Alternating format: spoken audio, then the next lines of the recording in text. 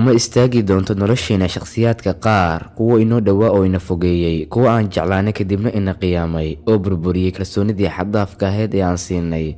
intaasi inka badanba uma istaagi doonto nolosheenna. ha ka shallaayin weligaa kalsooni aad qof siisay kadibna uu ku qiyaamay. haddii shakhsigaasi garan waayay inaad geysay booska u qalmo mid ka sarreeya, haddii ay u fahmaan daacadnimadaada inay tahay daciiftinimo, waxaasi dhib ma lahan. xaqiiqa ahaan zamanka ayaa u sheegi doona qofka aad tahay. waxaan ka baranaynaa qaar ka mid ah casharada qaraar ee nolosha. noloshu waa qiso aad u qurux badan oo ay waajib kugu tahay inaad akhriso ilaa dhammaadka. kuwa ka dhiganaya cayaar dhaawacgelinta qulubta dadka, waxaan u sheegayaa ogow qulubtan aad dhaawacaysaan inay leedahay rabbi daalacanaya, qabanayana ka daalimka ah ee wax dulminaya.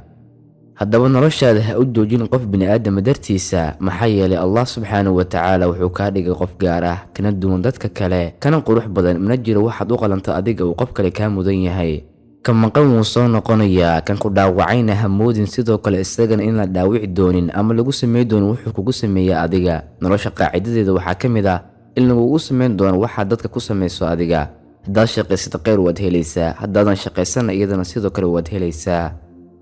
haddaba walaalkaygu, ma jiro shay kaa hor istaagi kara noloshaada aan ka ahayn nafsadaada iyo codka taban ee adiga kugu dhex jira, ee noqo mid ka adag noloshiisa una qorsheeya sida ay ku habboon tahay. والسلام عليكم ورحمة الله وبركاته.